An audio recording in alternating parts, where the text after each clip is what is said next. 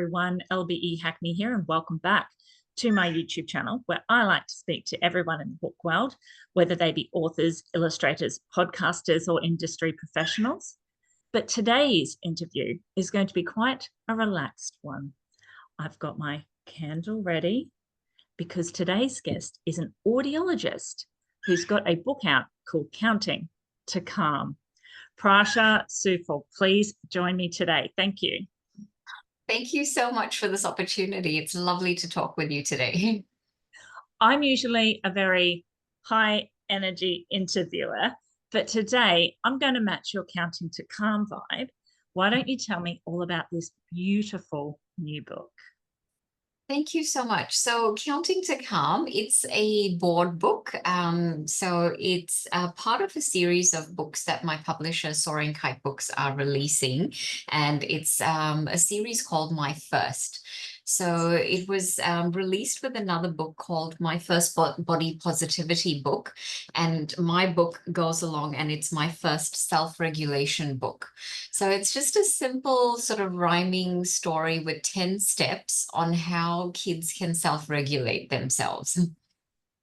I think that's such a beautiful idea. So did the publisher approach you to write this for them? So I had actually published another book with them the year before, and that was on neurodiversity. So it's called My Brain is Magic, a sensory seeking celebration. And I had some sort of self-regulation steps that I used with my daughter. So I wrote them down and decided to put it in sort of a rhyme format. And I had submitted it to the publisher, when I submitted the first one, and they sort of came back and said, well, yeah, we think this might go well with the board book series. So I thought, yeah, that's really good.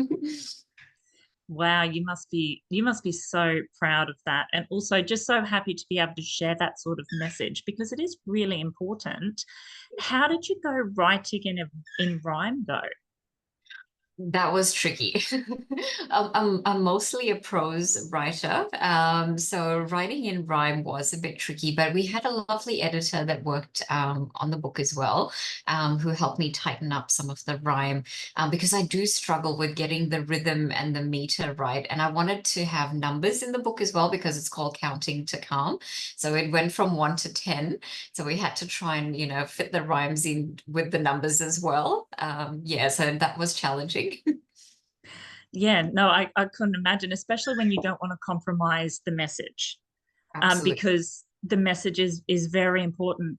Tell me about the book itself and the messages inside. So the book itself is just 10 easy steps on how kids can self-regulate. So it incorporates things like movement and listening and stretching, breathing exercises, mindfulness. So we're trying to introduce these concepts at a very young age. Because when, I sort of notice, and my daughter's now school age, that when kids get to that older sort of age, I feel like we let them get to the point of dysregulation before we offer assistance.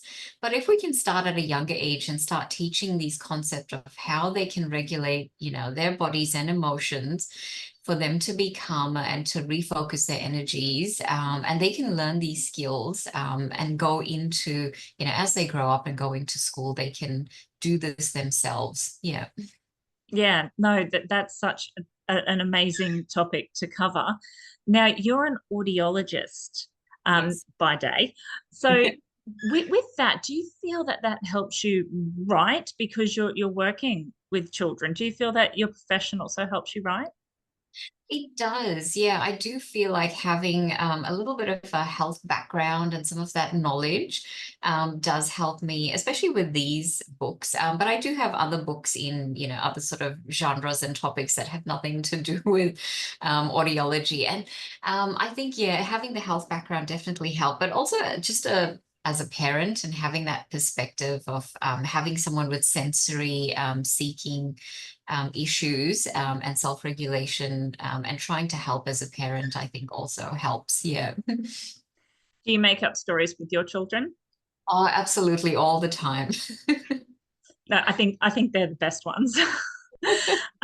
So when someone picks up this book, which has I urge so many people out there, it's such a wonderful book, and it's not just for smaller ages. I think this book would fit for you sort of 10, 11, 12-year olds as well.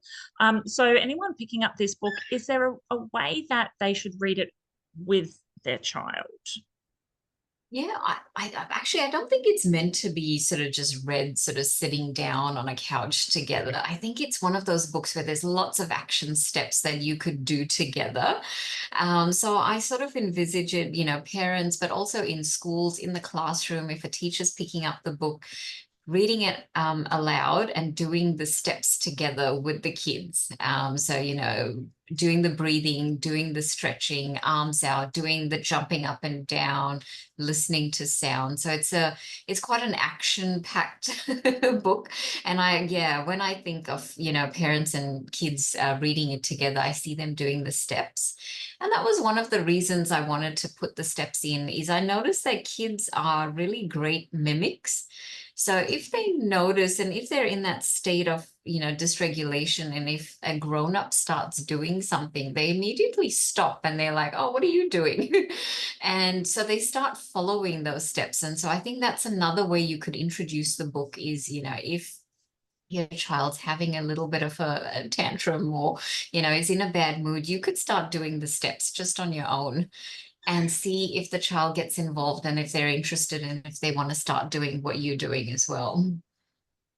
And that's exactly sort of how I pictured having this moment together with your child, or like you said, teacher and students, because it does seem like quite an interactive book as well, and a chance for adults to then tell children, well, actually, I do this too, or this is a great way to learn and find your own rhythm as well. So, Prasha, speaking of schools, are you available for school visits? I am, yep. So I'm based in the Northern Territory. So happy to do any school visits, but I mean, I don't know if they do school visits over Zoom or anything, but yeah, totally available. Yeah, so any schools, libraries, kindergartens out there looking for an interactive book to show children counting to calm, where they can not only read it themselves, but bond with the person reading it with them, talk about their experiences, share a little bit of knowledge, and make this topic very comfortable. I suggest any teachers or educators out there, please contact Prasha, because this book is something that I think will resonate with a lot of ages and also adults as well. Now, Prasha, one question I do like to ask authors out there is picture book memories. When you were growing up, what was your picture book memory?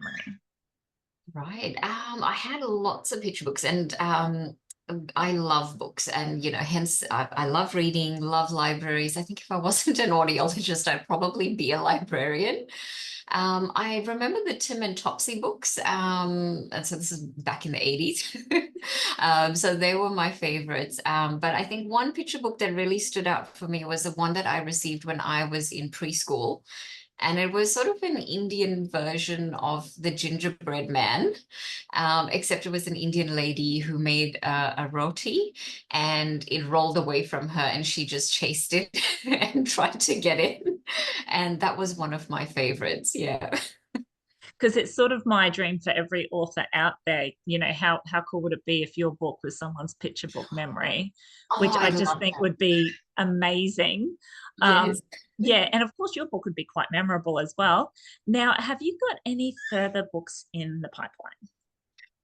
Do and so it's related to sound actually. So I've been working on this story for a number of years, probably since 2015, and it's called What the Earth Heard. So it's a lyrical picture book about the history of sounds and evolution of sounds in the world, and I'm really excited, and I'm working with Wild Dog Books on that one. I'm excited about that. That sounds amazing. So So from the time of the Big Bang all the way up to, how we use sounds in daily life now. Yeah. yeah, no, that sounds incredible. Please keep me posted on that one. So I must say, your book journey sounds incredible. You've got two great books out already, a third one on the way, which just sounds incredible. Prasha, if anyone out there would like to contact you today, where can they find you? Yep, so you can find me on Instagram. So my Instagram account is at Little Ms. Reed. So it's MS Reed. So you can just look up my name, Prasha Sooful, as well, or you can contact me on email, which is psauthor80@gmail.com. Excellent. So everyone out there, make sure you tune into Prasha's socials. Keep an eye out for what's happening with her future books, but please check out count sorry, check out Counting to Calm, because it's sure to be such a memorable book for both youngsters and adults alike. Please, schools out there, teachers, educators, make sure you contact Prasha. Yes, she is in Northern Territory, but I bet she's willing to give a Zoom a go. And I would like to thank you so much, Prasha, for joining me on my channel today. It was absolutely wonderful to speak with you. Thank you so much. It was lovely to chat with you as well.